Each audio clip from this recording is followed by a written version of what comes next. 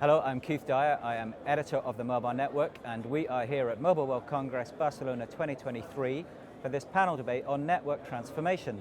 Now, with the increased presence of hyperscalers in the industry and at the event, with a host of announcements between hardware providers, chip vendors, network function vendors, cloud platform providers, network transformation is certainly a topic that's grabbed the attention of the industry and is proving to be strategically critical.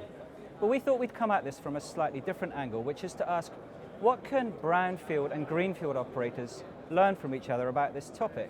And the reason for that is really that often I think it's assumed that there isn't much, that they're too different. Brownfield operators have a host of legacy challenges they need to deal with, an existing customer base. Greenfield operators, meanwhile, are looking to deploy and grow at scale, and they don't have those same issues. On the other hand, they need to provision the network for future growth. But we thought it might be interesting, instead of looking at this adversarially for Greenfield, Brownfield, to see what both sides, as it were, can learn from each other. And to do that, we've assembled a brilliant panel. Now we have with us, from Mavenir, CEO Pardeep Kohli. From Virgin Media O2, we have Jorge Rivero, who is Director of Service Platform Strategy and Engineering. We have Manish Singh from AWS, who's Telco Business Development Leader. And I'm very pleased to say we have Sam Tabara, who's CEO of Paradise Mobile. Sam, let's start with you. Tell us a little bit about Paradise Mobile. Great. So we're a new greenfield operator launching in the Caribbean. We've got regulatory approval in Bermuda and Cayman for this year. The vision really is to build a sandbox for next-gen 5G services, to build the most adaptable, agile, scalable network where we can run as many experiments that can go to market as possible. Okay, and can you tell us a little bit about what you're building, the approaches you've taken to building the network? Yeah, I mean, we're sitting with two of our strategic partners here today. I mean, it's we're bringing AWS technology for the first time to the island with EKS Anywhere, and there's a multi-year roadmap actually with Amazon to bring more and more services and products to the island. And Mavenir's building our network tech from the Open RAN radios all the way to the core and all the network services. So you'll have a full mobile coverage, 5G across we will have island-wide coverage in all markets that we launch with our own MNO, yep. Okay, fantastic. We'll come back to that. Jorge, maybe we could ask you, obviously you're an established incumbent operator, everyone knows you, but in terms of the journey you're on around network transformation, maybe just give us an insight into that. Yeah, of course. I think in simple terms, we are upgrading or replacing almost everything. And when I say that, I mean that, almost everything. To build a foundation to drive business agility. And with business agility, I mean deliver more for less, deliver faster, and also deliver innovation. And always with the customer in mind, trying to protect the perception. It's not proven easy. There is a lot of technology coming together at once with things like cloudification, automation, slicing, etc. And we rely more than ever on our people and partners, and we have to bring them on the journey. That's essential to keep the pace. So when you say you're transforming almost everything, you mean you're moving network functions to cloud, you're changing the platform, Correct. The infrastructure, the radio? Correct. So it's about 5G standalone, and it's not easy for the core. We have to upgrade many platforms, and we are right now on that journey now to establish the foundations of 5G standalone and the future services. Yeah, and I have to say, Manish, you come into Congress and you look upstairs and that rotunda on the top is all AWS. It's kind of a metaphor almost for the industry, isn't it? Above it and as you enter. So tell us a little bit about how you as Telco Biz Dev leader are sort of engaging with that industry there. So if you look at the overall scenario of network transformation, what's been happening is that over the last, 5 or 6 years, we've been trying to embrace new technology, both from Greenfield as Brownfield perspective. And there have been trials, there have been successful trials as well, but I think the technology has come to a level where it's become too complex for managing manually. And we got to bring in a lot of automated infrastructure as well as orchestration around it, which makes life easier for both Brownfield as well as Greenfield operators. Now, the second aspect is how do you make sure that the operationalization of all these technology becomes better And that's where I think AWS is focusing heavily on, bring in that experience that enterprises are used to in the telco world. And I think that's the major focus if you see from AWS's perspective in this present day. Brilliant. And Pardeep, thanks for waiting very patiently next to me there. In terms of the new deployment, we're changing everything, engagement, where is Mavenir fitting into those discussions in industry? So Mavenir provides software for all the services your operator offer, whether it's a greenfield operator or a brownfield operator. So today, as a consumer, when you make a phone call, send a message, or just access some website, you actually need software in the network.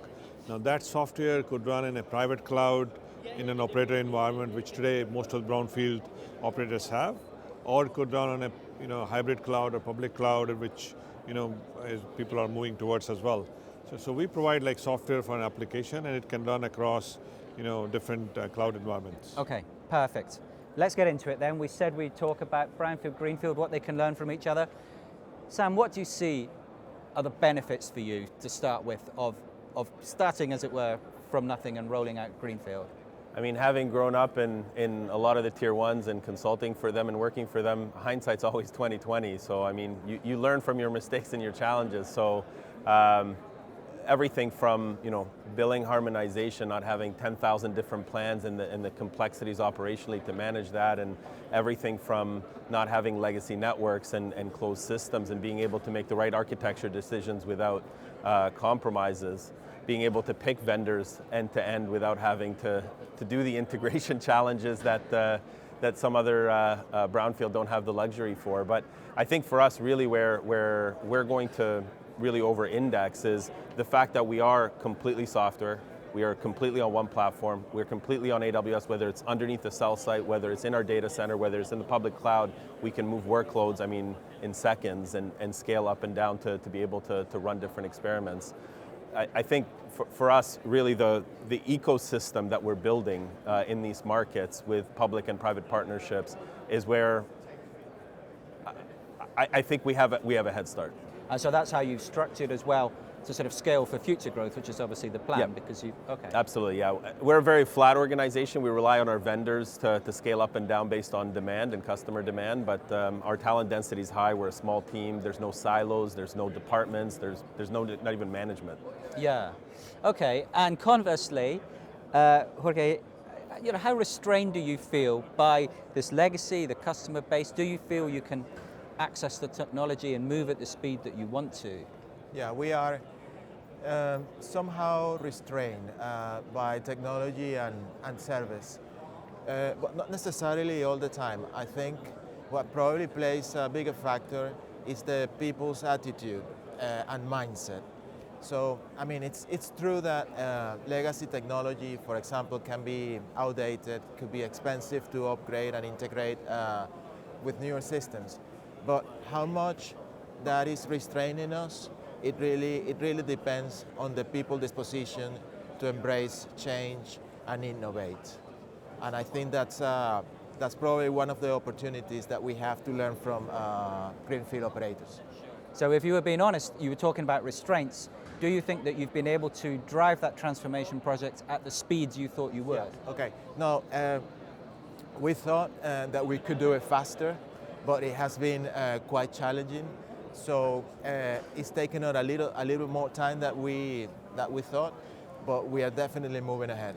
So Pardeep, while we're on this discussion about pace, do you see differences in engagements between brownfield and greenfield and their desire to move at pace and ability to move? No, definitely. Brownfield operators have subscribers, which are, I guess, relying on the service. They have to make sure the quality stays, as they migrate to the new architecture. So it kind of, it changes how you approach this thing. So in that sense, I think the greenfield operators have advantage that they can start from the scratch with a clean architecture, which can deliver to the future. And at least from the architecture perspective, they have advantage. So, but on the other hand, I think brownfield guys have advantage in the sense that greenfield guys will be brownfield, 2 years from now. So in that sense, there's both to learn each other, like kind of features you would need, how to deal with the scalability, capacity, some of those type of things. Yeah. I think there's a lessons for Greenfield guys to learn as well. Yeah. So Manish, here you are. Do you think that these guys either side of you, if they're representative, can consume your services in the same way, as it were? You know, do you feel that they have an equal opportunity to access what AWS can bring? If you look at the overall length and breadth of AWS services that are developed, we don't distinguish between brownfield or greenfield, right? I mean, we apply it equally to both. But where it differentiates, or how we see the difference between the two, and interestingly what Sam brought up around, hey, I'm more agile now, and then Jorge said that, you know, I'm a little constrained. That happens because of people issues, I would say, not because of the technology. And it's to do with the difference between the two that we need to understand, that from a technology perspective, we're already at a stage where we are able to achieve what we want to do from the network in terms of that, but it's the people issues in terms of understanding how do I move from where I am and then where I need to get to. So from that point of view, even if it's a greenfield operator, and if you have people with brownfield mindset, you will still have a challenge. Because if you get a brownfield mindset people to run a greenfield network, you will have a challenge in getting to that efficiency that you're looking for. So, but AWS perspective, we believe that the technology is there to enable both operators equally. There is no difference in terms of the solutions that we provide, but we also have one aspect, which is we look at various different applications. Sam mentioned about EKS Anywhere. That's something that works very well for a disconnected mode scenario. But if, let's say, there is an operator who is in a space like Spain or London, for example, you could connect up to our regions directly and use our services from there. So we provide that huge length and breadth of services that enables a lot of operators globally in terms of success. Yeah. Okay, I was listening to that and wondering, for you, when you see the greenfield operators deploy and get the column inches, I guess, and Dish and Rakuten and these people, Paradise, people often think, well, it's okay for greenfield, they don't have the issues, there's nothing that you could maybe learn from what they're doing, but do you think that's true? Do you think there's something you can learn? No, definitely there is a few things that we can or we could learn. Let me give you a couple of examples. Probably one is about processes. We could be more agile by looking at your processes and trying to adopt probably a more pragmatic approach to some things, and also simplify our processes, right?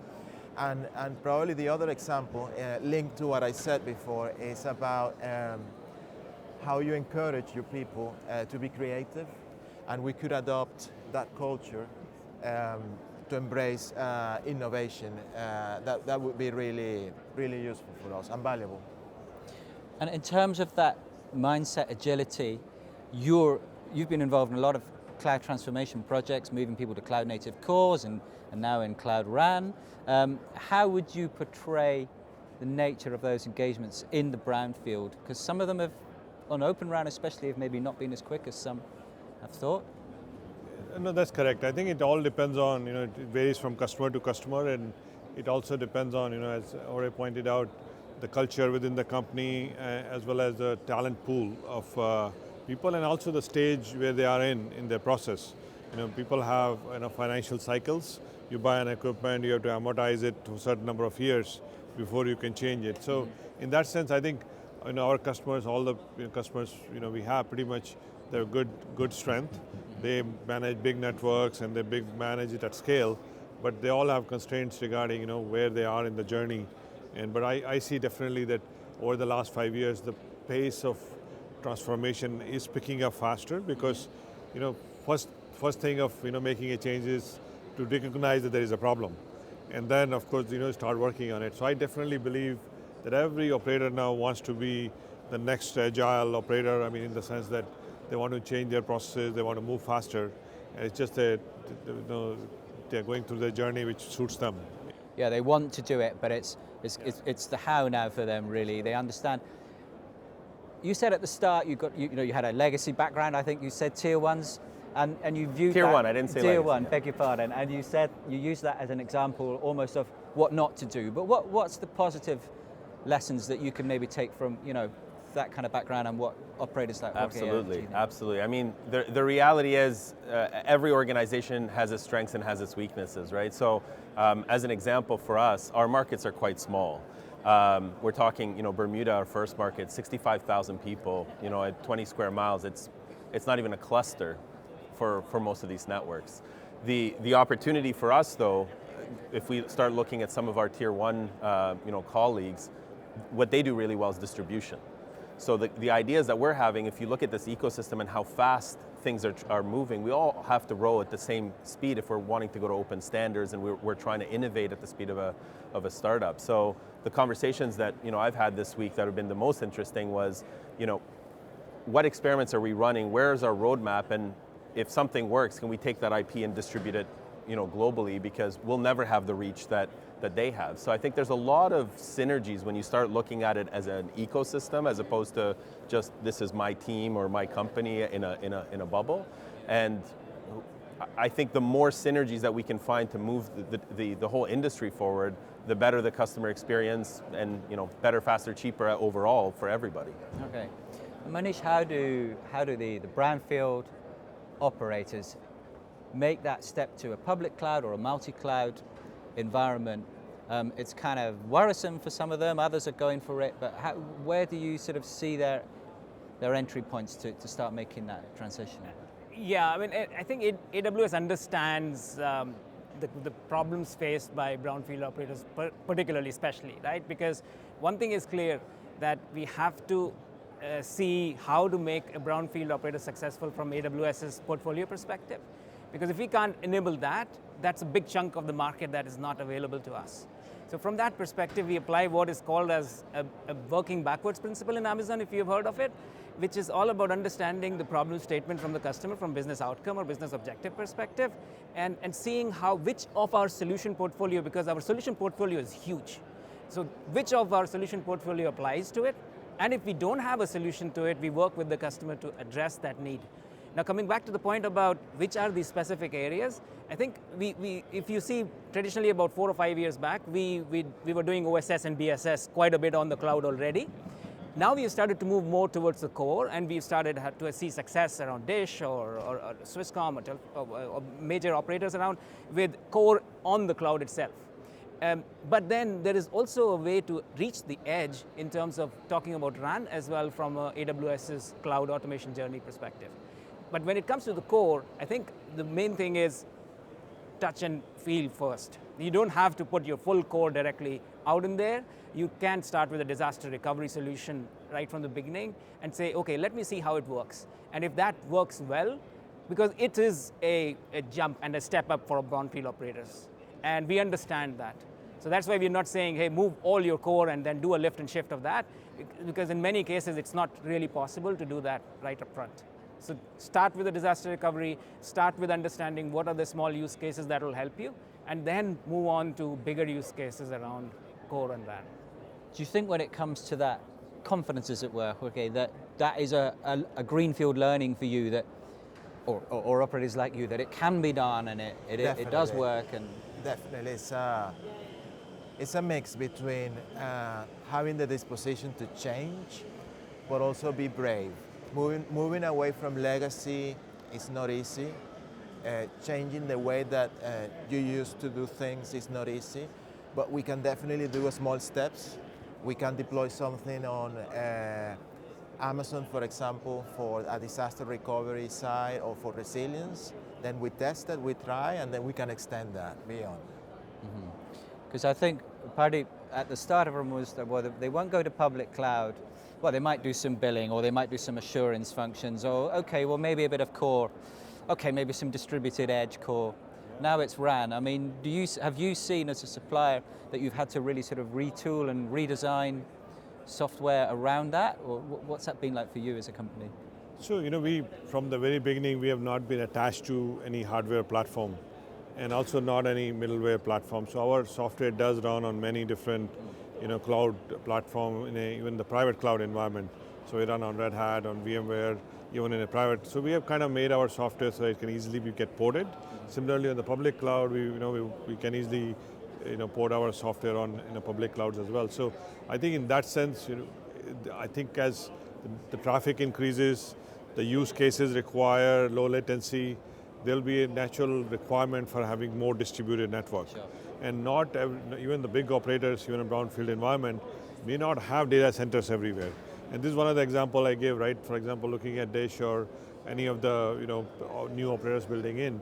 I mean, the advantage they have is they don't have current real estate, they don't have already sunk cost in data centers, so it's easy for them to adopt AWS. But even from the brownfield operators, if they want to attack the low latency requirement, they may take an approach that, okay, for this geographical location, maybe Amazon has a data center, I can use it there. Somewhere else, maybe Microsoft has one, and somewhere else, Google has one, or somebody else has one, right? So in that sense, being flexible to be able to have your stack run on any place where there's a compute available gives you significant advantage. And then having the tools which let you do that, so that you can mix and match and you can move with traffic. And I remember 20 years ago, we used to have this capability in the long distance calling that you used to say, okay, on this Saturday, I can use MCI versus AT&T. And you could say, okay, route the call through AT&T versus MCI and you get lower bill. Sure. I think our goal is to take an operator to the point that they can actually have a competition that, okay, I cannot use my private cloud for 60% of the capacity, but 40% I auction every hour. And I can say, okay, for the next, from 8 to 9 o'clock, who gives me the cheapest infrastructure, I'll use that one. And from 9 to 10, I change the next one, right? So you could actually really go to that if you have a good flexible architecture. Yeah, well, you touched on something I was going to ask about, which was how does the transformation, and let's assume that means a move to the cloud, change the investment model because around licensing and when you pay and who you pay? Exactly, and for us, it's not only that, but it's also the treatment, because sometimes can be more OPEX than CAPEX. And if it's OPEX, that impacts our EBITDA and could be a challenge. It's actually not a technology conversation only. It's a finance conversation. We try to educate our finance people about the benefits of the cloud. No? Yeah, and for you, has it been able to unlock funding, that cloud model? I don't know if it makes a difference or not. Yeah, I mean, without a doubt. I mean, as a startup, OPEX and CAPEX kind of get blurred. Cash flow is king and it's oxygen, right? So if we can defer payments as use and not deploy for CAPEX, then we can do a lot more with that dollar, right? So there's no question that moving to a cloud commodity-based, I mean, just a few years ago, we would literally pay $1 million for a box that does only one thing. And when that becomes the bottleneck, switching packets, I had to pay another $1 million to switch. Now with this model, it's so much more flexible. The ability to just try new services with almost no CAPEX with software is a game changer. Yeah. And Manish, we were asking what can Greenfield-Brownfield learn from each other, and we've heard some good things. You, literally sitting in the middle of the two, do you feel that Amazon and companies like you can act as a sort of repository of knowledge, of know-how, of sort of practice for both sides? Yeah, I mean, if you're listening to the conversation, you'll see that there is that people angle of understanding how cloud works. And I think there is so much of knowledge available now on the public domain in terms of what AWS provides, not just from services perspective, but also from commercial models perspective. So if you see, all our pricing is all public. There is, of course, we also do for certain customers, big customers, we also do for private pricing as well, but most of our pricing is public. Now from that perspective, if you see, everything is available. Now, because there is so much information, sometimes people get lost. And I think we see that as a point that we need to enable our customers to get to the point of understanding specifically which part of our solution portfolio applies to their needs. And that's what we're doing at the moment. Because most of our technology from a solution perspective is there. We can run core on the cloud, we can run core in the region, we've got data centers, 80 plus data centers across the world. Being able to expand and reach closer to the customer is our point of view. We come closer to the customer with what we call as cloud continuum. And we try and extend the same services and look and feel that is there on the regions, which is well known for it, to the customer premises as well. And that's what Sam was talking about with EKS Anywhere, et cetera. So I think overall, from a portfolio perspective, we are there. Enabling our customers, we are working on it.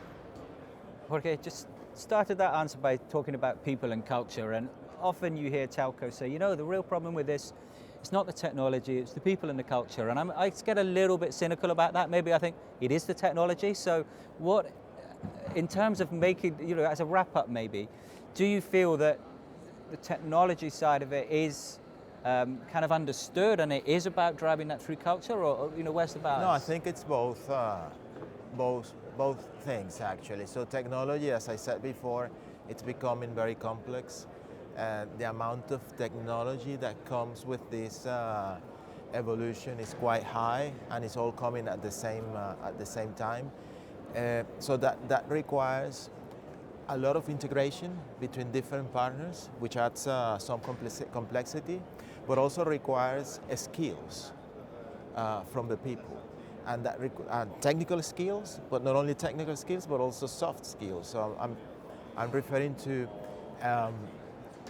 And again, embracing change, be pragmatic, and be willing to experiment, right?